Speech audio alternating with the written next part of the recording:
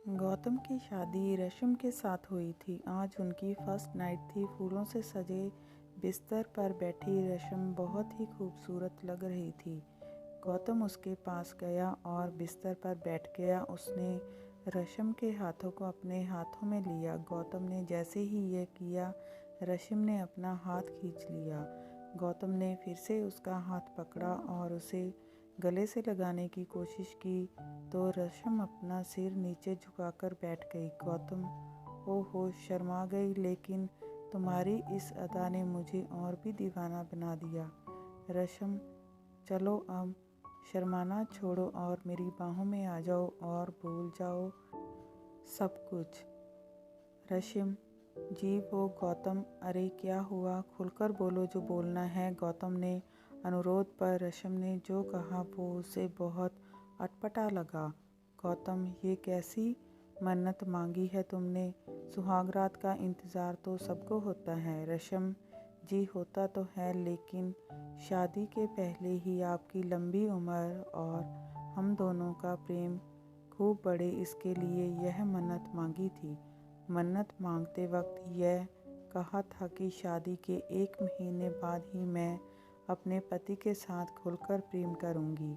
1 महीने तक हम रहेंगे तो इसी कमरे में, लेकिन एक दूसरे को स्पर्श नहीं करेंगे। गौतम चलो अब तुमने मन्नत मांगी है और वो भी मेरी लंबी उम्र और आपस में प्रेम के लिए, तो मैं तुम्हारी बात का मान रखूँगा। दोनों की शादी को 3 दिन हो गए थे। गौतम कैलेंडर में दिन ही गिन रहा था। एक सुबह जब गौतम शेविंग कर रहा था तभी दरवाजे पर दस्तक हुई। गौतम, रश्मि दूध वाला होगा, ज़रा दूध ले लो। रश्मि ने दरवाज़ा खोला। दरवाजे पर दूध वाला ही था। रश्मि ने दूध का बर्तन दूध वाले के आगे इस तरह रखा कि उसका हाथ दूध वाले के हाथ से सट गया। दूध वाले ने अपना हाथ हटाना चाहा तो रश्मि ने जानबूझकर उसके हाथ से अपना हाथ रगड़ना शुरू कर दिया। दूध वाला मन में, अरे मालकिन ये क्या कर रही हैं? 3 दिन पहले ही तो इनकी शादी हुई है। रश्मि, क्या हुआ भैया, क्या सोचने लगे? दूध वाला, कुछ नहीं मालकिन। ये कहकर वो हड़बड़ाकर वहाँ से जाने लगा तो रश्मि ने उसे देखकर अपनी एक आंख दबा दी। रश्मि की इस हरकत से उसे जोर का झटका लगा और वो पूरे रास्ते यही सोचता गया कि गौतम जी की शादी गलत लड़की से हो गई है।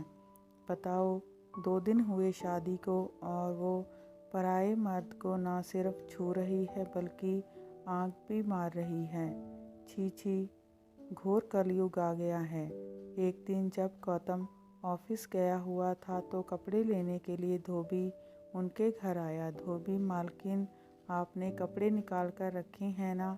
कपड़े निकाल कर रश्मि ने ये बात इस अंदाज से कही कि धोबी रमन लाल चेंप गया।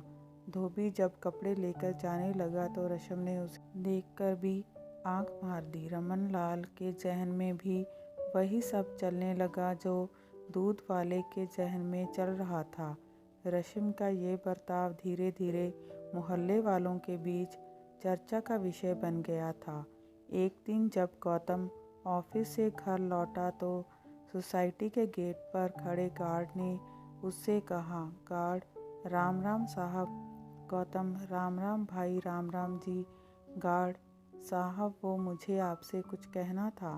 गौतम, तुम्हें फिर से पैसा चाहिए? गार्ड, अरे नहीं साहब, कुछ और बात है।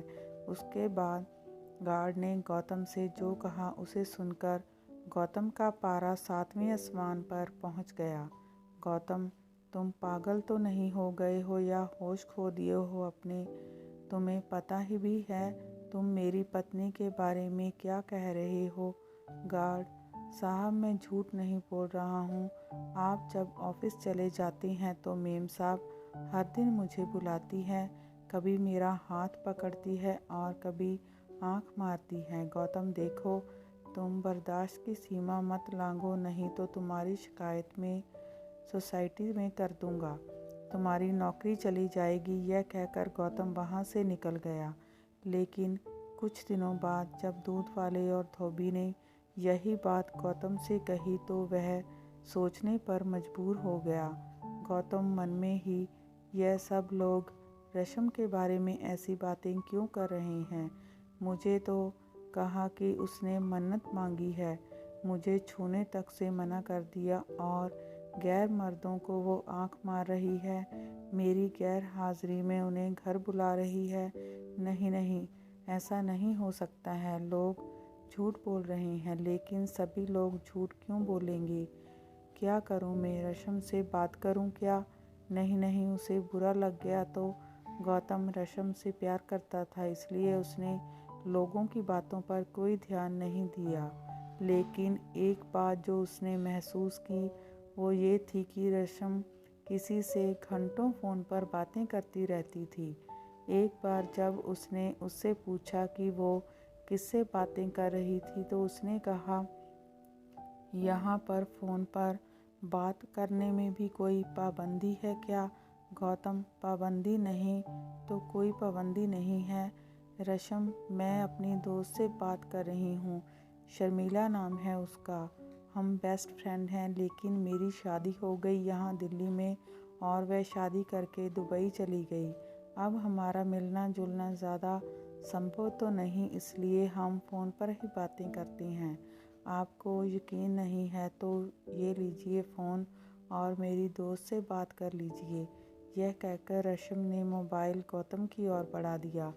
गौतम ने अपना सर झुकाकर रेशम की बात मान ली। वो मन ही मन बहुत दुखी भी हुआ कि उसने अपनी पत्नी पर शक किया। गौतम, क्या हो गया है मुझे? मैं अपनी पत्नी पर शक कर रहा हूँ, उस पत्नी पर जिस बेचारी ने मेरी लंबी उम्र के लिए मन्नत मांगी है। मैं बहुत ही बुरा आदमी हूँ यार, बहुत बुरा। वो बेचारी अपना सब कुछ छोड़कर मेरे पास आई है और मैं उसके साथ ऐसा बर्ताव कर रहा हूँ, शक कर रहा हूँ उस पर। उसने अपनी पत्नी से माफ़ी मांगी। एक रात की बात है, गौतम गहरी नींद में था, तभी रेशम बिस्तर से उठी और दूसरे कमरे में जाकर फ़ोन पर बातें करने लगी। रेशम, निरंजन, मैं अपनी हरकतों से पूरी कोशिश कर रही हूँ कि मेरा पति गौतम मुझे छोड़ दे, लेकिन वो तो जोक की तरह चिपक गया है मुझसे। देखो निरंजन, मैं तुम्हारे बिना नहीं जी सकती, कोई उपाय करो और मुझे इस नर्क से निकालो। मुझे नहीं रहना है गौतम के साथ, एक दिन भी नहीं, एक पल भी नहीं। रेशम को ये बात पता नहीं थी कि उस दिन उसकी सारी बातें गौतम ने सुन ली हैं। जब वो अपनी बात ख़त्म करके बिस्तर पर पहुंची तो गौतम जगा हुआ था। रेशम, अरे आप सोए नहीं? गौतम, सो ही तो रहा था मैं आज तक, तभी तो मुझे कुछ पता नहीं चल रहा था। रेशम, ये आप क्या कह रहे हैं? क्या पता नहीं चल रहा था गौतम? यही कि मैं तुमसे जोक की तरह चिपक गया हूँ। तुम यहाँ नरक में रह रही हो। रेशम, ये आप क्या कह रहे हैं? मेरी कुछ समझ में नहीं आ रहा है गौतम। रेशम, अब तो सच बोल दो, ये निरंजन कौन है जिससे तुम आधी रात को बात कर रही थी? सच सच बोल दो रेशम, मैं तुम्हें कुछ नहीं कहूँगा। गौतम की बात सुनकर रेशम रोने लगी और रोते रोते उसने गौतम से कहा, रेशम, निरंजन और मैं साथ ही पढ़ते थे, हम दोनों एक दूसरे से बहुत प्यार करते थे और शादी भी करना चाहते थे, लेकिन गौतम, लेकिन क्या? रेशम, मैंने ये बात अपने पेरेंट्स को बताई तो वह उखड़ गए और बिरादरी के बाहर शादी करने से साफ साफ मना कर दिया। रेशम और निरंजन के प्रेम के बारे में जानकर रेशम को उसके माँ बाप ने घर में ही नज़रबंद कर दिया और अपनी बिरादरी में लड़का देखने लगे। फिर ज़बरदस्ती उसकी शादी गौतम से करा दी गई। रेशम, शादी के बाद सुहागरात को मैंने तुमसे झूठ बोला था कि मैंने कोई मन्नत मांगी है। मैं चाहती थी कि तुम मुझसे दूर रहो, यही नहीं, मैं यह भी चाहती थी कि तुम मुझे घर से निकाल दो। इसलिए मैं दूध वाले धोबी और वॉचमैन के साथ वैसी हरकतें करने लगी। गौतम, रशम, तुम्हें मुझे पहले ही ये सच्चाई बता देनी चाहिए थी। रशम, मैं चाहती थी बताना, लेकिन तुम मुझे इतना प्यार करते हो कि मेरी हिम्मत नहीं हुई तुमसे कुछ कहने की। गौतम, रशम, फिक्र मत करो, मैं निरंजन से तुम्हारी शादी करवाऊंगा। रशम तो यही चाहती थी, लेकिन अगले दिन रशम के साथ ऐसा हादसा हुआ जिससे सब कुछ बदल गया। उस दिन रशम निरंजन को फ़ोन करके यह खुशखबरी दे रही थी, तभी उसके घर का झूमर खुलकर उसके ऊपर गिर गया। रशम लहूलुहान हो गई। जब गौतम ने रशम की ये हालत देखी तो तुरंत अस्पताल ले पहुंचा। डॉक्टर, आपकी पत्नी का खून बहुत बह गया है, इन्हें आईसीयू में एडमिट करना होगा। खून बहुत बह गया था, इसलिए डॉक्टरों को उसे ब्लड चढ़ाना पड़ा। ब्लड गौतम ने ही दिया था। पूरे 1 महीने तक रशम अस्पताल में रही। इस बीच गौतम ने एक बच्चे की तरह उसका ध्यान रखा। उसे टाइम पर दवा देना, खिलाना पिलाना, जब तक वह सो नहीं जाती उसके सिरहाने बैठे रहना। 1 महीने बाद जब वह पूरी तरह ठीक होकर घर आई तो गौतम बोला, गौतम, रशम, तुम अब पूरी तरह से ठीक हो गई हो, लेकिन तुम थोड़े दिन और आराम कर लो। उसके बाद तुम्हें जब भी निरंजन के पास जाना होगा प्लीज़ मुझे बोल देना, मैं तुम्हें छोड़ दूंगा। गौतम की बातों को सुनकर रशम की आंखें भर आई। रशम, गौतम, तुम मुझे छोड़ दोगे किसी गैर मर्द के पास? गौतम, गैर? निरंजन से तो तुम प्यार करती हो। रशम, प्यार करती थी, वह मेरा पास्ट है और तुम मेरा फ्यूचर। 7 फेरे लिए हैं मैंने तुम्हारे साथ। मैं मानती हूँ कि मुझसे गलती हुई है, लेकिन मैं दावे के साथ कह सकती हूँ कि तुमसे ज़्यादा प्यार मुझे कोई और नहीं कर सकता। Gautam, I love you Gautam, I really love you. मेरी गलती के लिए मुझे माफ़ कर दो और मेरे गले लग जाओ। गौतम रशम से बहुत प्यार करता था।